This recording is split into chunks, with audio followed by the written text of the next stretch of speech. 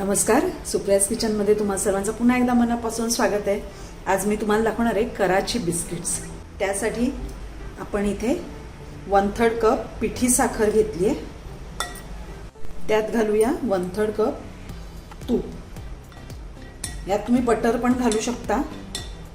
तूप सुद्धा असं घट्ट असलं पाहिजे, पातळ असता कामा नये. आता हे आपण चांगलं फेटून घ्यायचं आहे, अगदी स्मूथ होईपर्यंत. अगदी छान असं लाईट झालेलं आहे, हे असं राहिलं पाहिजे. आता हे आपलं रेडी आहे. यामध्ये आपण आता ड्राय इन्ग्रेडियंट्स घालायचे. आता यामध्ये आपण घालूया 1 कप गव्हाचं पीठ. त्यामध्ये 2 टेबलस्पून व्हॅनिला कस्टर्ड पावडर घालायची, 2 टेबलस्पून मिल्क पावडर घालायची, 1/2 टीस्पून बेकिंग पावडर घालूया आणि 1/4 टीस्पून बेकिंग सोडा घालायचा आहे.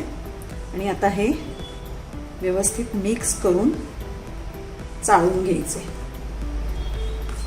नेहमी बेकरीचे पदार्थ करताना मैदा किंवा जे काही आपण पीठ वापरू ते नेहमी चाळूनच घ्यायचे, म्हणजे आपला पदार्थ अगदी हलका होतो. हे बघा, आता हे आपण चाळून घेतलेलं आहे.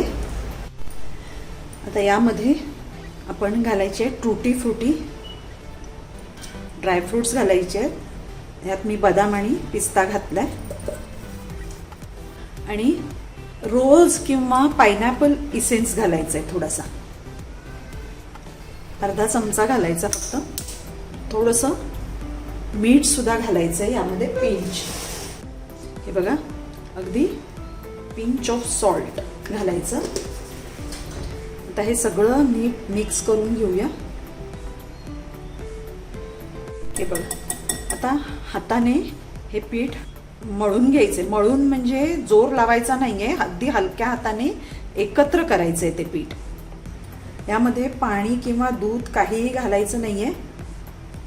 हे असंच बांधून घ्यायचंय.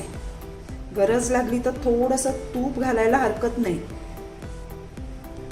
हे बघा, हे असं थोडं क्रमलीच झालं पाहिजे की मग बिस्किट अगदी छान खुसखुशीत होतात. आपण एक असं प्लास्टिक पेपर घ्यायचा आहे, त्यावर हे पीठ काढूया.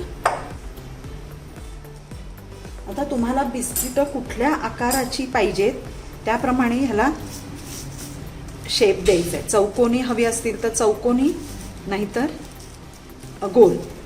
कराची बिस्किट्स चौकोनी असतात, त्यामुळे आपण त्याला चौकोनी आकार देऊया. आता याला आपण थोडंसं मळून घ्यायचे. जास्त मळायचं नाही, नाहीतर मग त्यातलं तूप सगळं बाहेर येतं.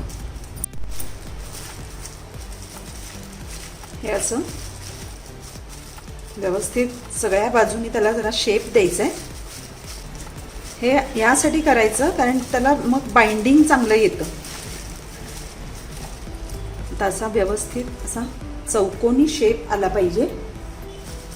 आणि हे दोन्ही बाजू अशा पूर्ण बंद करून टाकायच्या. चॉकलेट सारखं त्याला शेप द्यायचा आहे. आणि हे आता आपण फ्रीजमध्ये सेट करायला अर्धा तास ठेवून द्यायचं, म्हणजे त्याला व्यवस्थित असं बाइंडिंग येईल.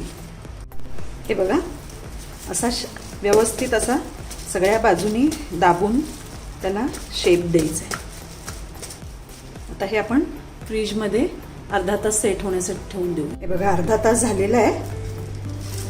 हे व्यवस्थित सेट झालेलं आहे. आता आपण ह्याची बिस्किट कट करूया.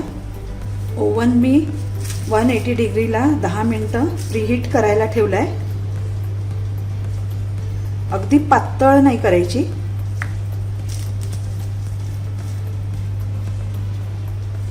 थोडी जाडजाडच ठेवायची. हे बघा, एवढी जाड ठेवायची. आपण बिस्किटं कट केलेली आहेत, अशी जर साईडनी थोडं निघालं तर ते व्यवस्थित लावून घ्यायचे. आता इथे मी हा ट्रे तयार करून घेतलाय, यात बटर पेपर घातलाय, यामध्ये आपण ही बिस्किट आता ठेवायचे. बघा आता ही आपण 180 डिग्रीला 15 मिनिटं बेक करून घ्यायचे. हे बघा 15 मिनिटं झालेली आहेत आपली बिस्किटं झाले आहेत. आता ही थंड करायची आहेत आणि मग मी तुम्हाला दाखवणार आहे. हे बघा आता बिस्किट थंड झालेली आहेत. आपली हैदराबाद मधली फेमस कराची बेकरी स्टाईल फ्रूट बिस्किट्स तयार आहेत. एका प्लेटमध्ये काढून घेऊया. हे बघा पाठवून सुद्धा परफेक्ट बेक झालेलं आहे. अगदी 15 मिनिटात ही बिस्किटं होतात. अगदी सोपी आहे, फक्त प्रमाण अगदी परफेक्ट घ्यायचं आहे. ही बघा आपली हैदराबाद स्टाईल कराची बेकरी स्टाईल बिस्किटं तयार आहेत. मी तुम्हाला एक तोडून दाखवणार आहे. हे बघा तुम्ही बघू शकताय अगदी खुसखुशीत झालेली आहेत बिस्किटं. फक्त एक्झॅक्ट मेजरमेंट घेतलं की अगदी छान होतात ही बिस्किटं. तुम्ही नक्की करून बघा आणि आवडली तर माझ्या व्हिडिओला लाईक करा, शेअर करा आणि माझ्या चॅनलला सबस्क्राईब करा. थँक्यू.